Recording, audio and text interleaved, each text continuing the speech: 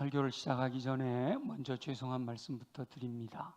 제가 지난주 설교 중에 주기철 목사님의 모친 성함을 주복심이라고 이렇게 설교를 했는데요.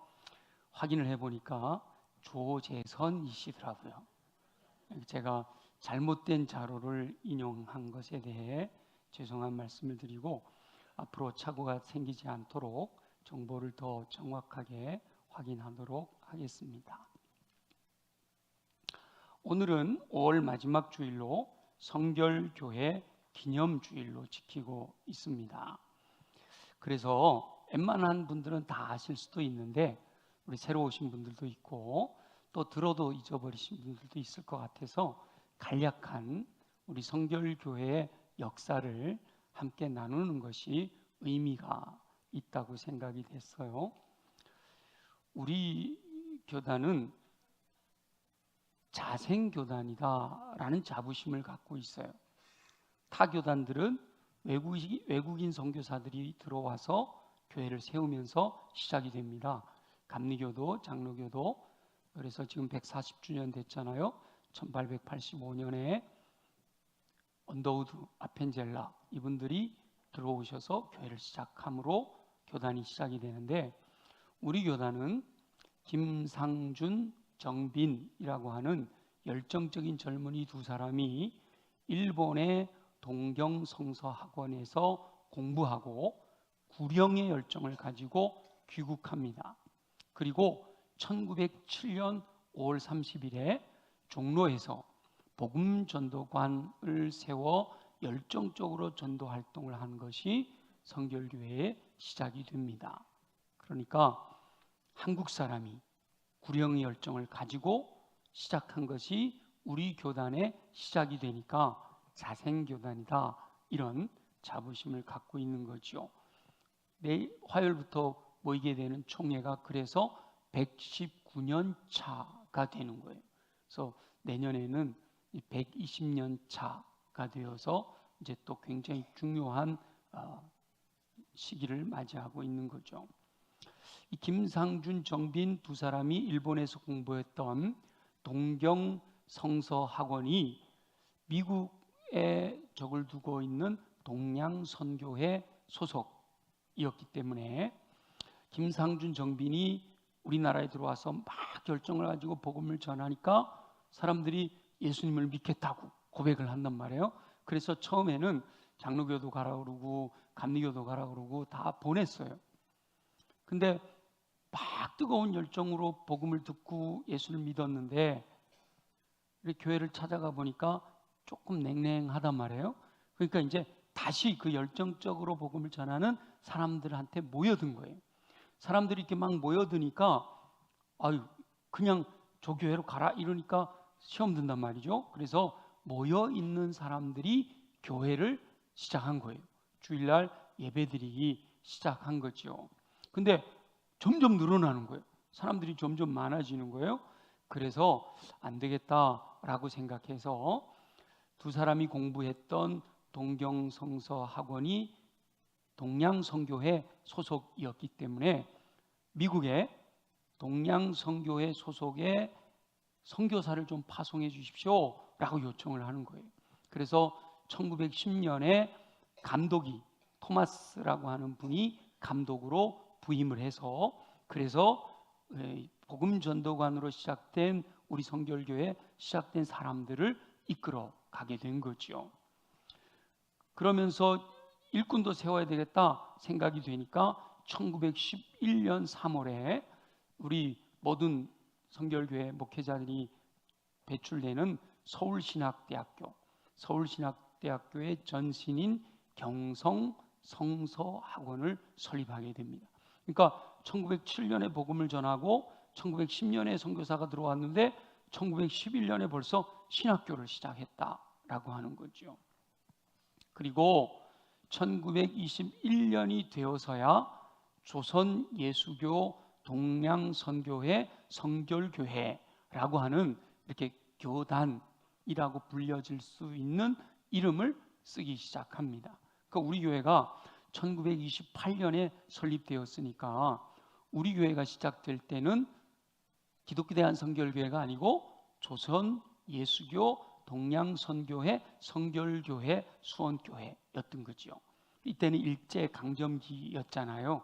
그러니까 조선이라는 이름이 아직도 남아 있을 때였던 거죠. 이렇게 이제 규모를 갖추면서 놀랍게 성장하던 우리 교단이 1936년에 분열이 한번 일어납니다. 그래서 10개 교회가 이탈을 해요. 그리고 그들이 하나님의 교회라고 하는 교단을 만들었어요. 지금 이단으로 불려지는 구원파 하나님의 교회가 아니고 다른 이름인데 10개 교회가 이탈해서 하나님의 교회를 설립했다가 너무 규모가 작으니까 미국의 나사렛 교회와 연합해서 대한기독교 나사렛 성결회를 만들게 됩니다. 그러다가 1943년이 되었을 때 우리 교단에서 강조하고 있는 것이 재림신앙이잖아요. 다시 오실 예수 그리스도 만왕의 왕이 다시 오셔서 심판하신다. 이것이 일본에서 가르치는 천황의 교리와 부딪히는 거예요. 천황이 최고의 왕이 돼야 되는데 더 큰 왕이 오신다 그러니까 이 일제가 안 되겠다. 성결교회 문 닫아라. 그래가지고 1943년에 감리교, 장로교, 뭐 다른 교회는 다 그냥 두고 우리 성결교회만 강제로 해산되는 아픔을 겪게 됩니다. 물론 그 재림교리뿐만 아니라 신사참배를 거부하기도 하고 굉장히 그 일본에서 요구하는 것들을 제대로 따르지 않고 거부하고 대적하니까 아예 교단을 해산시켜 버린 거죠. 그랬다가 1945년에 독립이 되면서 해방이 되면서 흩어져 있던 문 닫았던 교회들이 다시 문을 열면서 재건 총회를 해서 교단을 이제 다시 일으키는 거죠. 그리고 1949년에 총회에서 교단 이름을 조선이라는 이름을 빼고 1948년에 다시 나라가 세워지고 그러면서 대한민국이라는 이름으로 확정됐잖아요. 그렇게 되니까 우리도 기독교 대한성결교회다. 조선이라는 말이 아니라 대한이라는 이름을 넣어서 기독교 대한성결교회로 교단 이름을 확정하게 된 겁니다. 그런데 안타깝게도 1961년에 또다시 교회 일치 운동에 대한 의견이 대립이 되면서 예수교 대한성결교회가 분열되어 독립해 나가게 됩니다. 우리 교회도 그때 당시에는 이 예수교 대한성결교회로 나갔다가 부단한 통합의 노력으로 인해서 많은 교회들이 돌아왔는데 그때 이제 다시 우리 기독교 대한성결교회가 됐고요. 그런데도 불구하고 여전히 의견이 충돌됐던 것에서 좁혀지지 못하고 남아있는 교회들이 현재 예수교 대한성결교회를 구성하고 있는 겁니다. 우리 교회하고 가장 가까운 옛날 도청 넘어가면 중앙성결교회가 있는데 그 교회가 바로 예수교 대한성결교회이지요. 우리 교회에서 전부 다 우리 교회에서 나간 분들은 아니지만 우리 교회에서 나간 분들이 또 합류해서 세워진 교회이기도 합니다. 그래서 지금 현재 대한민국에는 성결교회라는 명칭으로 3개의 교단이 있는 겁니다. 우리 교단 기독교 대한성결교회, 그리고 요 넘어 있는 예수교 대한성결교회, 그 저 영화동에 가면 하나 또 있는데요. 대한기독교 나사렛 성결회, 이런 이제 교단이 3개가 있는 거죠. 그런데 잘 보시면 보세요.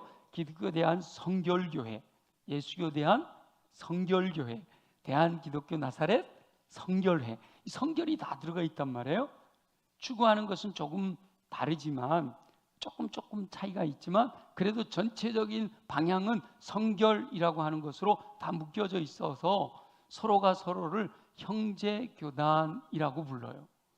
이제 이번에 총회 가면 총회 교회 예배를 드리는데 각 교단 총회장들이 축사도 하고 막 격려사도 하러 이렇게 온단 말이에요.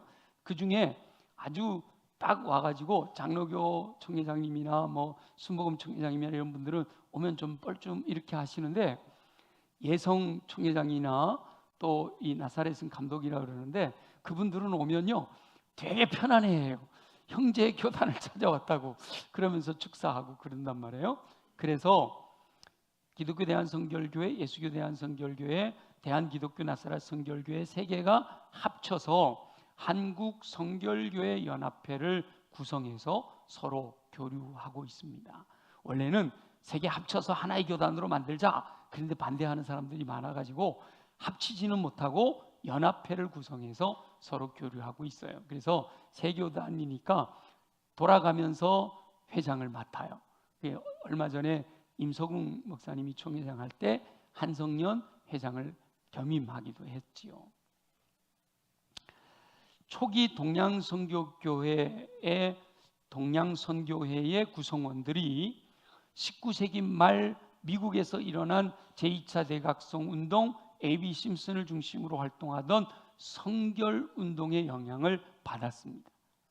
A.B. 심슨은 얼마 전에 우리 교회 와서 소개해 주셨던 공복일 목사님이 소개하셨던 심슨 대학교, 그 심슨 대학교를 세우신 분이 A.B. 심슨이에요.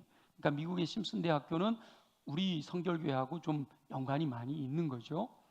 그 A.B. 심슨이 처음 전도 표제로 내세우면서 가르쳤던 것이, 전도하면서 가르쳤던 것이 중생, 성결, 신유, 재림의 네 가지 사중 복음이에요. 그래서 우리 교단도 여전히 우리 교단의 전도 표제는 중생, 성결, 신유, 재림이라고 해서 중요한 진리로 가르치고 있는 거죠. 미국의 성결 운동의 기원은 18세기 영국에서 부흥 운동을 이끌었던 존 웨슬리의 이론을 따르고 있습니다. 제가 얼마 전에 어린이 주일이었나요? 존 웨슬리의 어머니 수산나, 이 웨슬리가 15번째 아들이라고 그러면서 그 교육 방법을 말씀드렸잖아요. 그 웨슬리의 신학 이론을 따르고 있어요. 그래서 오늘 5월 마지막 주일인 오늘을 우리 교회 성결교회 주일로 지키는 이유가 바로 이 존 웨슬리의 경험과 연관이 있는 거예요. 존 웨슬리가 1738년 5월 24일 일기에 런던 올더스게이트 거리에서 모인 작은 모임에서 자신이 경험한 내용을 기록해 놓은 건데, 그 1738년 5월 24일 존 웨슬리가 올더스게이트에서 경험한 그 체험을 우리 성결이다, 이렇게 연결을 시키는 거죠. 이 웨슬리가 올더스게이트에서 예배에 참석했는데, 아주 작은 모임에 예배에 참석했는데 말씀을 듣는 중에 마음이 이상하게 뜨거워지는 느낌을 경험한 거예요.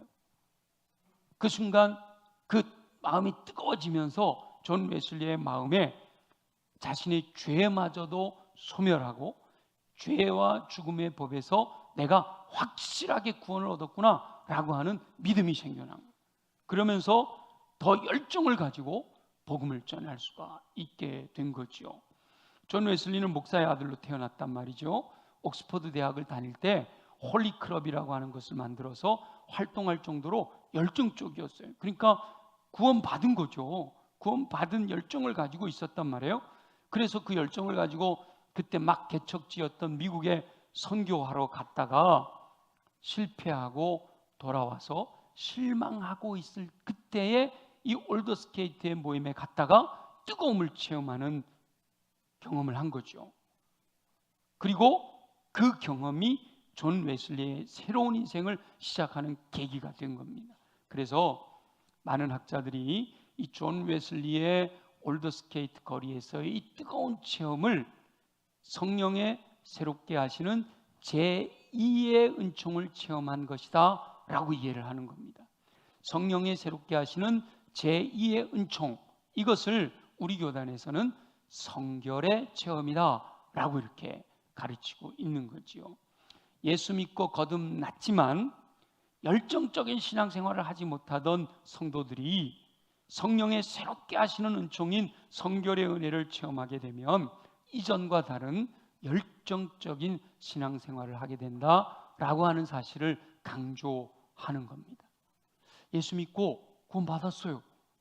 그 교회도 열심히 다녀요. 말씀도 읽고 기도도 하고 열심히 해요. 근데 열정이 없어. 기쁨이 막 넘치질 않고 감사가 늘 흘러나오질 않고 그냥 아이 그냥 뭐 교회 다니는 거지 뭐 이러면서 다니는데, 요 성결의 은혜를 체험하게 되면 기쁨이 넘치고 감사가 넘치고 적극적이게 되고 열정적이게 되는, 그리고 그렇게 행하는 것이 열매로 나타나는 놀라운 능력으로 나타난다는 거죠. 그래서 요 성결을 강조하기 때문에 우리 교단 명칭이 성결교회가 되는 거예요. 예성은 뭘 할까요? 거기도 성결을 강조하는 거예요. 나사렛도 거기도 성결을 강조하고 있는 거예요. 이 성결의 은혜가 존 웨슬리의 체험과 신학에서부터 시작되었다라고 해서, 존 웨슬리가 감리교회 창시자임에도 불구하고 우리 성결교단에서도 웨슬리의 신학을 따른다라고 주장하고 있는 거죠. 성령이 새롭게 하시는 은총은 중생의 은혜를 체험하고 구원받은 성도들이 이 두 번째 은총인 성결의 은혜를 받을 때 구원이 더 확실하게 믿어지고 더 열정적인 신앙으로 성결한 삶을 살며 능력 있는 삶을 살게 된다라고 하는 것을 강조하는 겁니다. 그래서 오늘 우리가 읽은 빌립보서 2장 12절 다시 한번 볼까요? 빌립보서 2장 12절 같이 한번 읽어봅니다. 시작. 그러므로 나의 사랑하는 자들아, 너희가 나 있을 때뿐 아니라 더욱 지금 나 없을 때에도 항상 복종하여 두렵고 떨림으로 너희 구원을 이루라. 아멘. 빌립보 교회에 보내는 편지잖아요. 사도 바울이 빌립보 교회에 보내는 편지인데, 빌립보 교회 교인들은 이미 예수 믿어 구원받은 사람들이잖아요. 이미 예수 믿어 구원받은 그들에게 사도 바울이 뭐라고 해요? 항상 복종하여 두렵고 떨림으로 구원을 이루라. 구원을 이루라라는 말은 아직 구원이 완성되지 않았다라는 얘기잖아요. 그래서 완성을 향해 나아가라라는 의미란 말이에요. 그래서 구원에도 단계가 있다라는 것을 말하고 있는 거예요. 구원에도 단계가 있다. 크게는 구원의 단계를 세 개의 단계로 나눕니다. 제가 여러 번 말씀을 드렸는데, 첫째는 중생이고요, 세 번째가 영화예요. 그리고 중생에서 영화로 가는 단계를 보편적으로 성화라고 하는 단어를 사용합니다. 먼저 중생의 단계는 죄와 허물로 죽었던 영혼이 살아나는 단계예요. 예수 믿지 않는 인생, 죄와 허물로 죽었잖아요. 제 표현에 의하면 마이너스 인생을 살고 있는 사람들이란 말이에요. 아무리 열심히 살아봐야 앞에 마이너스가 붙어있기 때문에 멸망의 길로 갈 수밖에 없는 거예요. 그런데 죄와 허물로 죽었던 영혼이 보혈의 은총으로 예수 그리스도를 믿어 십자가 보혈의 능력을 받아들여서 예수 그리스도를 나의 주 나의 왕 나의 하나님으로 영접하면 거듭나는 거예요. 마이너스 인생에서 플러스 인생으로 바뀌어지는 거죠. 그렇게 바뀌어진 은혜를 중생이라고 표현하는 거예요. 중생, 거듭났다. 여호와 하나님의 자녀로 거듭났다. 그래서 죄인이지만, 여전히 죄인이지만 예수 그리스도의 보혈의 공로로 의롭다함을 받게 되었다라고 하는 것을 말하는 거예요. 마이너스 인생을 살아갈 때는 죄로 말미암아 죄의 삭은 사망이니까 영원한 형벌을 받을 존재였단 말이죠. 근데 예수 그리스도 십자가 보혈의 은총으로 예수 그리스도를 주로 영접한 순간 죄의 형벌로부터 자유하게 되는 거예요. 더 이상 지옥의 두려움을 갖지 않아도 되는 거죠. 오히려 천국에 대한 소망을 가질 수가 있게 되는 거예요. 오늘이라도 이 세상을 떠나면 천국에 들어갈 것이다 라고 하는 확신을 가지고 살게 되는 거죠. 근데 이 중생의 은혜는 반복할 필요가 없어요. 예수 그리스도를 믿으면 구원 받는 거죠. 예수 그리스도를 나의 주 나의 왕 나의 하나님으로 영접하면 그 한 번의 경험으로 우리는 중생의 구원을 누리게 되는 거예요. 근데 제가 설교하면서 여러분 날마다 믿음을 점검해야 됩니다 하고 저를 따라하세요, 예수님 나의 주님이십니다, 나의 왕이십니다, 나의 하나님이십니다 반복하는 이유는 뭐예요? 그 믿음을 확인하는 거지, 그 믿음이 없었는데 계속 두 번, 세 번 반복해야만 된다 이게 아니에요. 혹 진정으로 믿음을 고백하지 못했거나 또 믿음에 이 약화됐거나 이러면 다시 한번 믿음을 일으켜주기 위해서 하는 거지, 반복해야만 거듭난다라는 건 아니단 말이에요. 한 번 태어나면 영원히 우리는 천국에 대한 소망을 가질 수가 있는 거예요. 그게 중생이고 구원에 여정 속의 시작이다라고 하는 거예요. 그 다음에 완성인 영화의 단계는 뭐냐 하면 완전히 예수 그리스도처럼 변화된 단계를 의미하는 거예요. 하나님의 나라에 들어가는 거죠. 예수님이 부활하셔서 벽도 쑥 지나오시고 그러시는 것처럼 완전히 예수님처럼 변화돼서 가장 아름다운 모습으로 변화되어서 살아가는 영원한 천국을 누리는 그 단계가 영화예요. 영화롭게 되었다라는 의미에서 영화예요. 이 영화의 단계에 이르면 죄의 존재로부터 완전히 자유하게 됩니다. 천국에는 죄가 없거든요. 아담과 하와가 죄 짓기 이전의 에덴 동산처럼 아예 죄가 없는 그곳에서 부족할 것 없는 풍성함 가운데 하나님과 함께 영원토록 영생을 누리게 되는 천국 그 단계가 바로 영화의 단계. 중생은 이미 확보했잖아요. 영화의 단계는 아직 이 땅에서 누릴 수 없고 하나님 부르시거나 주님이 다시 오실 때나 영원히 누릴 수 있는 미래에 누리게 될 은총이에요. 그렇다면 지금 사도 바울이 빌립보 교회 성도들에게 구원을 이루어라 라고 하는 이루라는 이 과정은 어디서부터 어디까지일까요? 중생으로부터 이 영화에 이르기까지의 이 과정을 구원을 이루라 라고 하시는 그 단계예요. 이 단계는 뭐라고 표현하냐면 보편적으로는 성화의 단계다 이렇게 말씀하는 거죠. 그러니까 오늘 본문에서 이루어야 할 구원이 이 두 번째, 중생한 사람이 영화를 소망하면서 나아가는 이 땅에서 살아가는 삶의 단계가 성화의 구원을 의미하는 겁니다. 예수 그리스도의 장성한 분량에 이르도록 성결한 삶을 살아가는 단계를 말하고 있는 겁니다. 성령의 새롭게 하시는 은총으로 날마다 예수 그리스도를 닮아가는 성결한 삶의 단계죠. 그래서 일반적으로는 이렇게 거듭난 사람이 서서히 시간에 의해서 그렇게 성장하면 예수 그리스도를 닮아갑니다 라고 이렇게 보통은 가르친단 말이에요.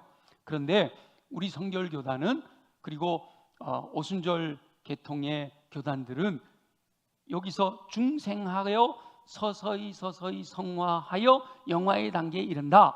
그런데 요 중간에 제2의 은총이 주어진다. 이 얘기를 하는 거예요. 제2의 은총이 바로 성령의 새롭게 하시는 은총으로서의 우리 교단에서는 그걸 성화라는 표현을, 성결이라는 표현을 쓴다는 거죠. 그래서 중생의 은혜를 받았더라도 성결의 은혜를 체험해야 이 성화의 단계에서 능력 있는 성도로서 살아갈 수가 있다라고 하는 것을 말씀하고 있는 거예요.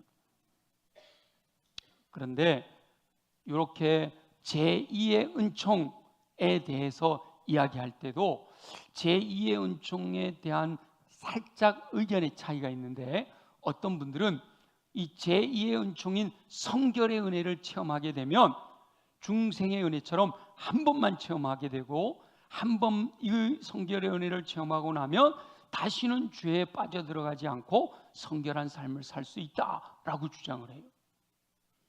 그럼 너무 좋겠죠. 그렇죠? 성결의 은혜를 경험하고 나면 죄 짓지 않는데 얼마나 좋아. 여러분 표정 보니까 별로 안 바라는 거. 제가 신학대학원을 이제 일반대학 4년을 마치고 이제 청운의 꿈을 품고 신학대학원에 들어갔단 말이에요. 신학대학원에 들어갔는데 전부 예수 믿는 사람들만 모여 있잖아요. 저는 신학대학원에 들어가니까 그곳이 천국이더라고. 그래서 제가 공부를 별로 안 했어요. 천국인데 뭐 공부할 필요 뭐 있어. 은혜만 받고. 근데 어쨌든 이 신입생들을 올라온 첫 봄 부흥회를 하는데요. 미국에서 훌륭한 강사님이 오신 거예요. 김태구 목사님이라고 얼마 전에 돌아가셨더라고요.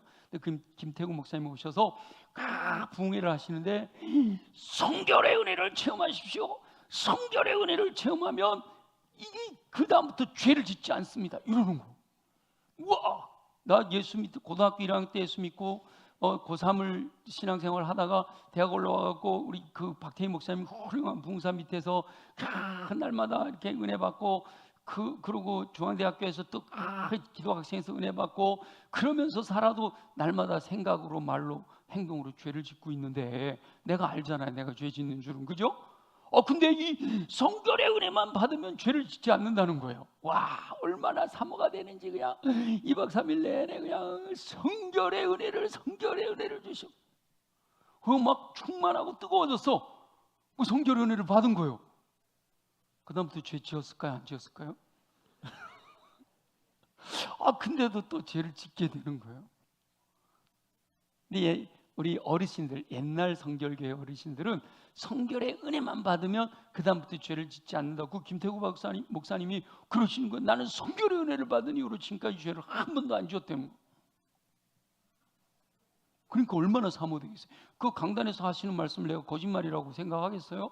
얼마나 사모가 됐는지 몰라. 근데 물론 거기는 신학적으로 의미가 있어요. 의도적으로 짓는 죄와 그렇지 않은 죄를 구분하기도 해요. 그래서 성결의 은혜를 받고 나면 의도적으로 짓는 죄로부터는 해방된다, 이렇게 표현하기는 하는데, 그런데 그렇게 주장하는 분들도 있고, 근데 실제의 신앙생활을 하면서 살아보니까 중생의 체험 다음에 그래, 그냥 중생 체험하고 믿음으로 살아가는 삶은 무미건조하더라는 거죠. 그런데 성령의 새롭게 하시는 성결의 은총이 강력하게 획기적인 삶의 변화를 일으킨다라고 하는 것에는 동의한단 말이에요. 예를 들면 베드로가 주는 그리스도시요 살아계신 하나님의 아십니다, 분명히 믿음으로 고백해서 중생했잖아요. 근데 힘이 없었잖아요. 근데 오순절 강력한 성령의 임재를 경험하고 나서 담대하고 활력 있고 능력 있는 사역을 감당하잖아요. 그러니까 그 오순절 강력한 성령의 임재, 새롭게 하시는 두 번째 은총이 있는 것은 분명하다.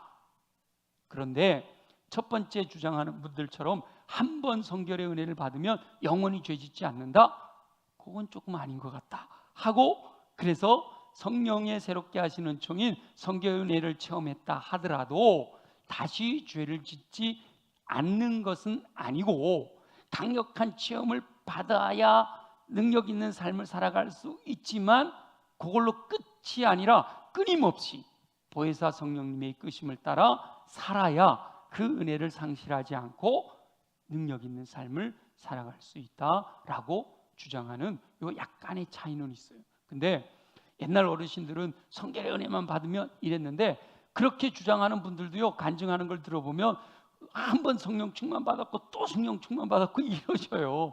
여러 번 성령 충만을 받은 간증들을 하신단 말이죠. 그래서 이렇게 일회성을 주장하는 분들은 성령 세례, 성결 이런 단어를 사용해요. 세례는 한 번 맞는 거니까 그렇게 사용하고, 일회성보다는 계속되는 은혜를 주장하는 분들은 성화라든지 성령 충만이라는 단어를 사용하는 그런 차이가 있어요. 그러나 모두가 다 두 번째 은총, 이렇게 강력한 성령의 임재를 경험하는 오순절 마가다락방 같은 경험은 필요하다, 이거는 다 동의하고요. 그리고 그 경험이 한 번으로 끝나는 게 아니라 충만했다가 고갈되면 다시 또 충만을 받아야 되는 것으로 성경은 말씀하고 있는 것을 우리가 알 수가 있죠. 그래서 사도 바울도 표현하고 있는 것이, 그러면 두 번째 은혜를 받고 기다려라 이래야 되는데 구원을 뭐 하라 그랬죠? 이루라 라고 하는 것은 계속 지속적으로 구원을 완성해 가야 하는 것을 말씀하고 있는 거잖아요. 그래서 성장하는 방법에 대한 견해는 조금 다르지만, 강력한 체험을 주장하는 성령 세례나 성결, 혹은 연속성, 지속성을 강조하는 성령 충만이나 성화, 어떤 단어를 사용하든지 모두가 다 중생의 은혜를 경험했는데 또 다른 강력한 은혜의 체험이 필요하고, 그것이 주님 오시는 그날까지 지속되어야 한다라고 하는 것을 가르치는 거에는 다르지 않다라고 하는 겁니다. 그런데 이렇게 새로운 주시는 제2의 은총인 성령 세례, 성령 충만을 경험하고 계속해서 정결한 삶을, 성결한 삶을 살아가는 이 구원을 이루어가는 삶은요, 중생은 죄의 형벌로부터의 자유잖아요. 영화는 죄의 존재로부터의 자유라면, 요 구원을 이루어가는 과정은 죄의 세력으로부터 자유하기 위해서 싸워가는 과정이에요. 우리 주변에는 날마다 우리를 넘어뜨리려고 호시탐탐 기회를 누리는 악한 영들이 있잖아요. 그 악한 영들과 날마다 싸우면서, 근데 내 힘으로는 이겨낼 수가 없지만 이 강력하게 임재하시는 위로부터 덧입혀 주시는 능력을 덧입는 성령의 충만함, 성령의 세례를 경험하게 되면 그 어둠의 권세 악한 영의 유혹을 이기고 승리하는 삶을 살 수 있다라고 하는 거죠. 그래서 구원을 이루어가는 삶을 살아라 라고 말씀하는 거예요. 물론 성령 충만했다가도 실패할 때도 있지만, 그러나 또다시 성령의 도우심으로 일어나 예수 그리스도를 닮아가게 되는 삶, 날마다 죄의 세력과 싸워나가라 라고 말씀하고 있는 거예요.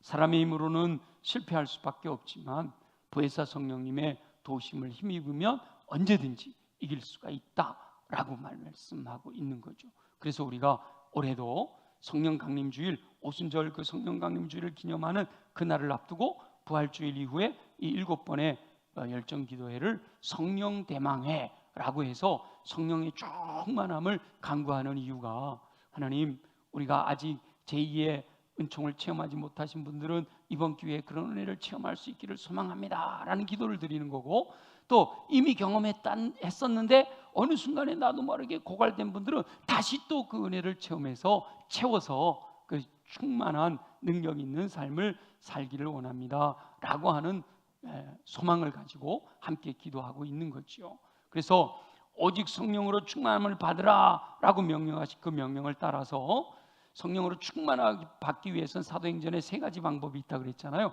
구하고 찾고 두드려라, 성령을 주시리라. 구하는 거예요. 간구하는 거예요. 간절히 부르짖어 간구하는 거죠. 또 하나, 말씀을 사모하는 거예요.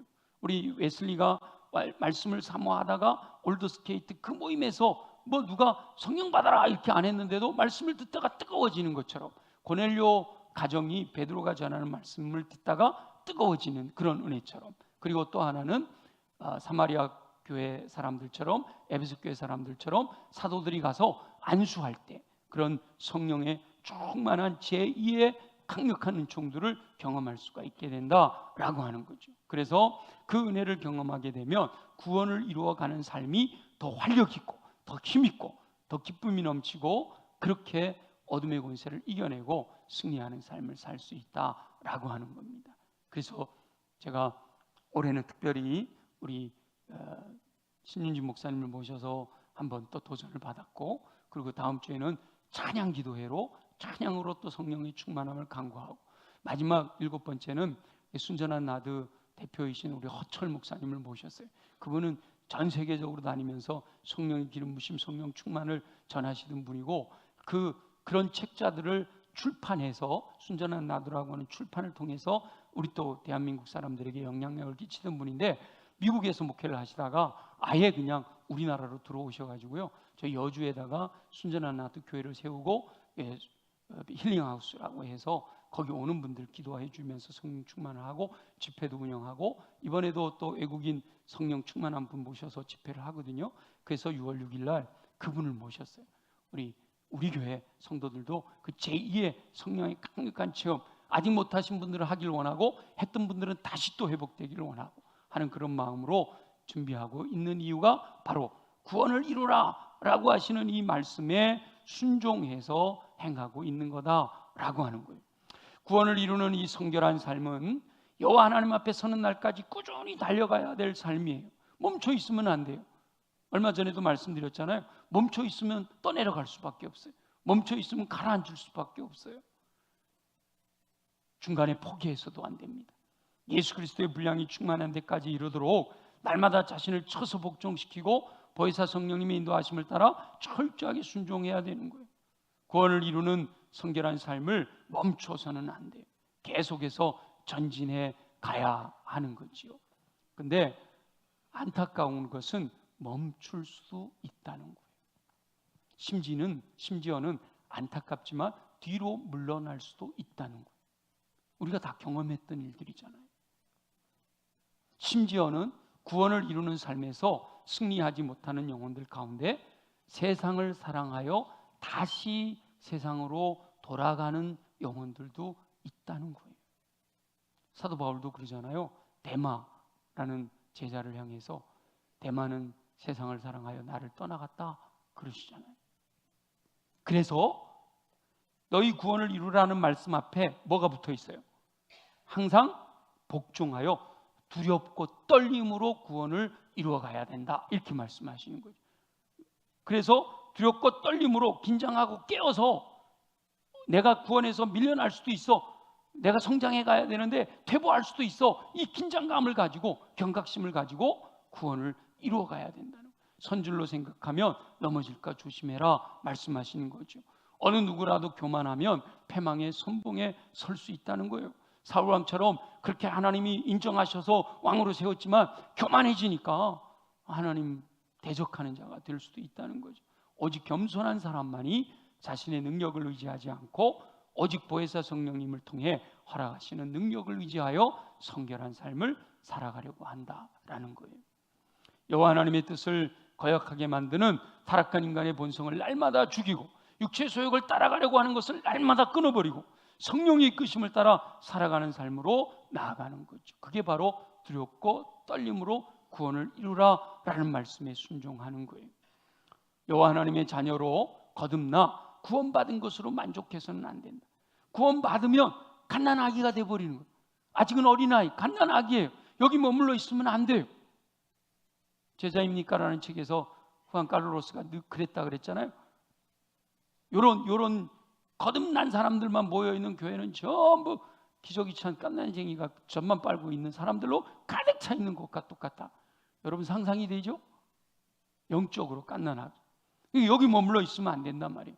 여호와 하나님께서 원하시는 분량까지 이루도록 계속해서 성장해 가야 되는데 내 힘으로 안 되니까 성령으로 충만하게 하옵소서, 성령의 세례를 부어주시옵소서 기도하고 그 능력 가지고 또 살고 또 고갈되면 또 강력하게 구하고, 그래서 주님 앞에 서는 그날까지 끊임없이 두렵고 떨림으로 구원을 이루어가야 되는 것이고, 그것이 내 몸에 배어요. 그것이 내 삶이 되고 그것이 내 삶의 습관으로 형성되어 있어야 된다. 그래서 늘 감각이 깨어 있어야 돼요. 내가 고갈되는 것을 감각으로 느낄 수 있어야 돼요. 근데 그 느끼질 못하면 그냥 안주하면서 사는 거죠. 그래서 저와 여러분들이 이번 기회에 주님께서 주시는 은혜, 오늘 성결교회 주일이기도 하고 우리 오순절 성령 강림 주일을 앞두고 있는 이때에 우리 주님께서 두렵고 떨림으로 너희 구원을 이루라 라고 말씀하시니까 이 말씀을 다시 한번 도전받아서 저와 여러분이 하나님의 음성으로 받아들여 제2의 은총인 성결의 은혜를 사모하고, 그래서 성령 충만, 성령 세례, 성결의 은혜를 체험함으로 말미암아 저와 여러분들이 날마다 구원을 이루어가는 능력 있는 삶을 살게 되시기를 예수님의 이름으로 축원합니다. 우리 주신 말씀을 기억하면서 하나님 그렇게 되기를 원합니다. 도와주시옵소서. 말씀을 듣는 중에 마음이 뜨거워졌던 웨슬리처럼 우리도 마음이 뜨거워지는 은혜가 이 시간에 임하기를 소원합니다. 하나님 역사하여 주옵소서. 다 같이 함께 통성으로 기도합니다. 두렵고 떨림으로 구원을 이루라고 명령하시는 우리 주 여호와 아버지 하나님, 성결교회의 주일을 맞으며 성결한 삶을 살기 원하시는 여호와 하나님의 뜻을 묵상하게 하시니 감사합니다. 사람들의 생각이 아니라 여호와 하나님의 뜻을 깨달아 그 뜻대로 살게 하여 주시옵소서. 구원의 은총을 베푸셔서 중생하게 하시니 감사합니다. 오늘이라도 여호와 하나님께서 부르시면 천국에서 눈을 뜨게 될 것을 확신하며 죄의 형벌로부터 자유하게 하신 여호와 하나님께 감사하며 살게 하여 주옵소서. 마지막 예수 그리스도께서 나팔소리와 함께 재림하시며 영화롭게 변화되어 하나님의 나라에서 영생을 누리게 될 줄로 믿습니다. 진정으로 구원이 완성되는 그날을 사모하며 살게 하여 주옵소서. 영화롭게 되기 전까지 이 땅에 사는 동안 두렵고 떨림으로 구원을 이루는 성화, 성결한 삶을 살게 하시기를 소망합니다. 성령 세례, 성결의 은혜로 강력한 체험을 허락하시기를 소망합니다. 그러나 끊임없이 지속되고 반복되는 성령 충만, 성화의 삶의 의미를 깨달아 두렵고 떨림으로 구원을 이루어가게 하여 주옵소서. 선줄로 생각하는 교만을 내려놓고 날마다 죽는 겸손으로 살아가게 하여 주옵소서.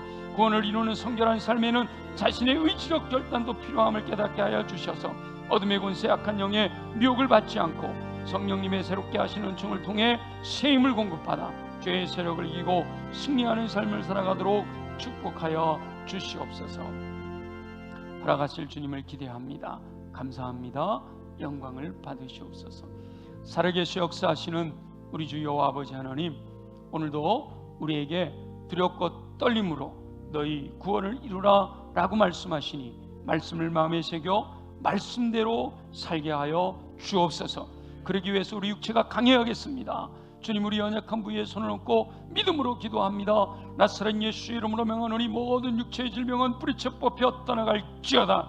그리하여 독수리 날같이 같은 셈을 공급받아 주님 부르신 그 일 감당해내고 주의 영광 나타내도록 축복하여 주옵소서. 가슴에 손을 얹고 기도합니다. 육체는 강한데 마음이 무너집니다. 어둠의 권세는 우리들의 마음을 무너뜨리려고 호시탐탐 기회를 노리고 있사온데 이 시간 예수 그리스도의 이름으로 명하노니 모든 어둠의 권세는 묶임을 받고 떠나갈지어다. 그 악한 영이 우리 안에 심어놓은 모든 더러운 것들은 예수 보혈의 능력으로 정결하게 깨끗하게 새롭게 될지어다. 그리하여 옥토로 준비된 우리의 마음에 말씀이 임하실 때마다 아멘으로 받고 믿고 순종하여 인내함으로 30배 60배 100배 풍성한 열매로 주의 영광 나타내게 하여 주옵소서. 그러나 주님, 내 힘으로 할 수 없음을 고백합니다. 오직 성령의 권능으로만 되어지는 줄 믿사오니 이 시간 사모하는 영혼들마다 성령으로 충만하게 하여 주옵소서. 오순절 마가다락방에 강력한 성령이 임재하여 주시옵소서. 성령의 불로 임하여 주옵소서. 그래야 성령의 이끄심을 따라 믿음으로 순종하여 나아가 열매와 은사를 통해 주님 맡겨주신 사명 감당하며 주의 영광 나타내는 구원을 이루어가는 귀한 삶 살아가게 하여 주옵소서. 행하실 주님을 기대합니다. 영광을 받으시옵소서. 예수님의 이름으로 축복하며 기도합니다. 아멘. 그 믿음 가지고 우리 오소서 진리의 성령님 함께 찬양합니다. 간구하는 마음